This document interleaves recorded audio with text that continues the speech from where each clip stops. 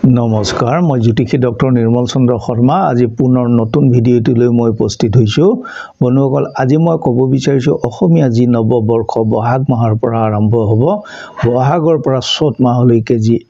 সম্পূৰ্ণ এবছৰ অসমীয়া বৰ্ষ যিটো নৱবৰ্ষ বহাগৰ পৰা যিটো আৰম্ভ হ'ব বৃষ ৰাশিৰ জাতক জাতিকাসকলৰ কেনে ধৰণৰ হ'ব বন্ধুসকল বৃষ ৰাশিৰ জাতক জাতিকাসকলৰ বিশেষকৈ বহাগ মাহৰ আৰম্ভণিৰ দিনটোত ৰাশি চক্ৰটোত বৃষ ৰাশিতে বৃহস্পতি বহি থাকিব তৃতীয় গৃহত যিটো পৰাক্ৰম গৃহ তাত থাকিব মংগল গ্ৰহ দুৰ্বল অৱস্থাত আৰু পঞ্চম গৃহ লক্ষ্মী গৃহত থাকিব কেতু ৰিপু গৃহত থাকিব চন্দ্ৰ আৰু যিটো আয়ক গৃহত চাৰিটা গ্ৰহ একেলগে থাকিব শনি বুধ শুক্ৰ ৰাহু আৰু দ্বাদশ গৃহত থাকিব তুংগী ৰবি গ্ৰহ বন্ধুসকল যাওক বৃষ ৰাশিৰ জাতক জাতিকাসকলৰ কাৰণে নৱবৰ্ষ বহাগ মাহৰ পৰা অৱশ্যেই শুভ বুলি ক'ব লাগিব এই কাৰণে বহাগ মাহটো অতিক্ৰম কৰাৰ লগে লগে বৃষ ৰাশিৰ জাতক জাতিকাসকলৰ ভাগ্য চক্ৰ সলনি হ'ব এই কাৰণে যে বৃষ ৰাশিত যি গুৰু বৃহস্পতি বহি আছে নিজৰ জন্ম ৰাশিত গুৰু বৃহস্পতি বহি থাকিলে গোচৰকালীনভাৱে গুৰু শুভ নহয় কিন্তু কেৱল বহাগৰ মাহটোহে গুৰু অশুভ হৈ থাকিব ইয়াৰ পিছতে মে মাহৰ 14 তাৰিখে দেৱগুৰু বৃহস্পতিয়ে ৰাশি সঞ্চাৰ কৰি বৃষ ৰাশিৰ জাতক জাতিকাসকলৰ যি ধনক গৃহ সেই ধনক গৃহলৈকে আহিব আৰু লগে লগে বৃষ ৰাশিৰ জাতক জাতিকাসকলৰ গুৰু ধনক গৃহত অত্যন্ত শুভ হৈ পৰিব কিন্তু বন্ধুসকল গুৰু বৃহস্পতি এবাৰ খুব ক্ষিপ্ৰবেগী এইটো নহয় যে গোটেই বছৰটো তেখেতসকলৰ ধনস্থানতে বহি থাকিব কিছুদিন পিছত 5 মাহৰ পিছত গুৰু বৃহস্পতিয়ে ৰাশি পুনৰ সঞ্চাৰ কৰিব অৰ্থাৎ অতিচাৰ গতিৰে তৃতীয় গৃহলৈকে যিটো পৰাক্ৰম গৃহ শহুদৰ গৃহ সেই স্থানলৈকে গুচি যাব অৱশ্যে গোচৰকালীনভাৱে তৃতীয় গৃহটো গুৰু বৃহস্পতিয়ে অত্যন্ত শুভ ফল প্ৰদান কৰি থাকে য'ত নেকি বৃহস্পতি গ্ৰহ তুংগী অৱস্থাত থাকিব সেই তৃতীয় গৃহতে গুৰু বৃহস্পতিয়ে পুনৰ বক্ৰ গতি ল'ব বক্ৰ গতিলৈ কিছুদিন থাকি আকৌ ঘূৰি আহিব ধনক গৃহলৈকে বছৰটোৰ শেষৰ ফালৰ মধ্যভাগৰ পৰা শেষলৈকে গুৰু বৃহস্পতি সম্পূৰ্ণভাৱে ধনক গৃহতে বহি থাকিব বৃষ ৰাশিৰ জাতক জাতিকাসকলৰ সেয়ে বৃষ ৰাশিৰ জাতক জাতিকাসকলৰ গুৰু বৃহস্পতি অৱশ্যেই ভাগ্য চক্ৰত যথেষ্ট শুভ ফল প্ৰদান কৰিব বুলি আশা কৰিব পাৰি আগন্তুক নৱবৰ্ষত কিন্তু বহাগৰ মাহটোতেই নহয় জেঠ মাহৰ পৰা এনে ধৰণৰ শুভ ফল নিশ্চয়কৈ লাভ কৰিব বৃষ ৰাশিৰ জাতক জাতিকাসকলে বন্ধুসকল আৰম্ভণিৰ সময়ছোৱা কিন্তু স্বাস্থ্যৰ দিশত বৃষ ৰাশিৰ জাতক জাতিকাসকলৰ শুভ নহয় এই কাৰণে মংগল গ্ৰহটো বৃষ ৰাশিৰ জাতক জাতিকাসকলৰ তৃতীয় গৃহত অৱশ্যেই দুৰ্বল অৱস্থাত থাকিব আৰু সেয়েহে আৰম্ভণিৰ সময়ছোৱা খুব এটা শুভ বুলি ক'ব নোৱাৰি শাৰীৰিক দিশত বৃষ ৰাশিৰ জাতক জাতিকাসকলৰ যিটো লক্ষ্মী গৃহ যিটো প্ৰতিভা গৃহ য'ৰ পৰা প্ৰতিভা বিকাশ পায় বিদ্যা বৃদ্ধি হয় অধ্যয়ন ইত্যাদিৰ ক্ষেত্ৰত কেতু গ্ৰহ বহি আছে আৰু কেতু গ্ৰহলৈকে আৰম্ভণিতে চাৰিটা গ্ৰহই পূৰ্ণ দৃষ্টি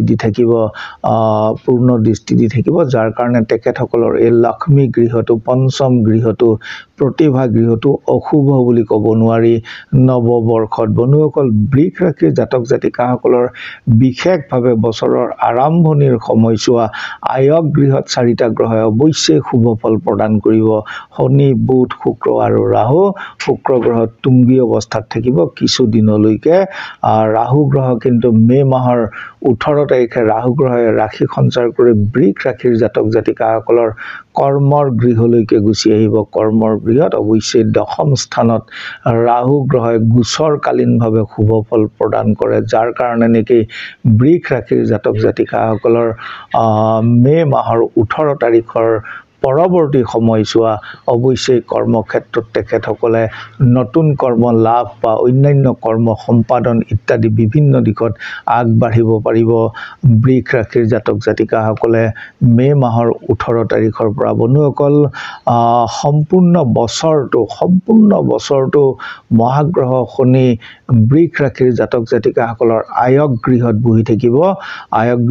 থাকিব আৰু যাৰ কাৰণে নেকি মহাগ্ৰহ শনি যিকোনো গ্ৰহে আয়ক গৃহত অৱশ্যে শুভ ফল প্ৰদান কৰে কিন্তু শনি গ্ৰহই যি উপাৰ্জন দিয়ে এয়া অৱশ্যে নিয়মিত হাৰত দি থাকিবলৈ বিচাৰে কিছু পলমকৈ দি থাকিবলৈ বিচাৰে কিন্তু উপাৰ্জন দিয়াটো প্ৰায় নিশ্চিত হৈ থাকে বন্ধুসকল কৰ্ম গৃহ আৰু আয়ক গৃহ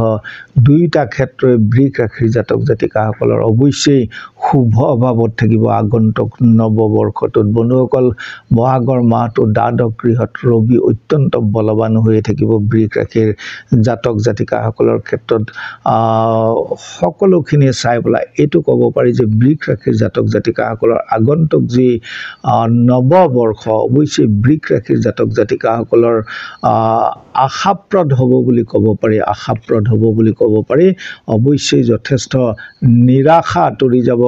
বৃষ ৰাশিৰ জাতক জাতিকাসকলৰ আগন্তুক নৱবৰ্ষত বন্ধুসকল বৃষ ৰাশিৰ জাতক জাতিকাসকলৰ যিটো সপ্তম গৃহ সেই সপ্তমাধিপতি মংগল গ্ৰহ অৱশ্যে নিষষ্ঠ ভাৱত থকাৰ কাৰণে দাম্পত্য ক্ষেত্ৰত অৱশ্যে যথেষ্ট অসুবিধাৰ সৃষ্টি হৈ থাকিব বহাগৰ মাহটো সম্পূৰ্ণভাৱে ঠিক তেনেধৰণৰ অৱস্থা এটা থাকিব আৰু দ্বাদশ গৃহ যিটো দ্বাদশাধিপতিও কিন্তু অৰ্থাৎ যিটো ব্যয় গৃহ অপচয় গৃহ ঠিক তেনেধৰণৰ তাৰো অধিপতি কিন্তু মংগল গ্ৰহ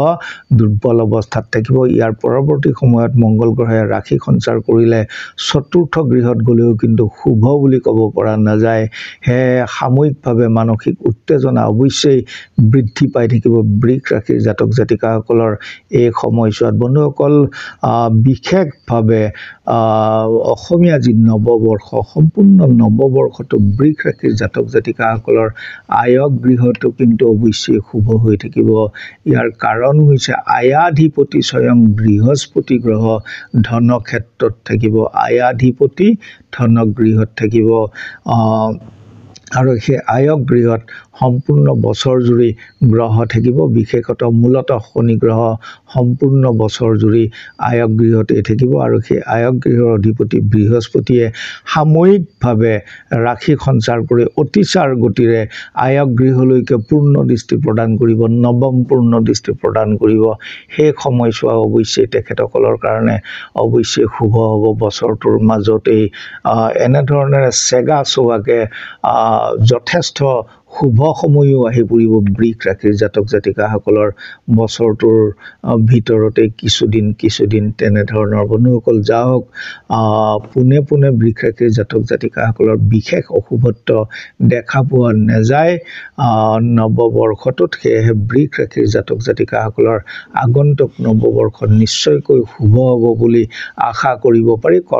কৰ্মক্ষেত্ৰতো কৰ্মপ্ৰাৰ্থীসকলে ইচ্ছুকসকলে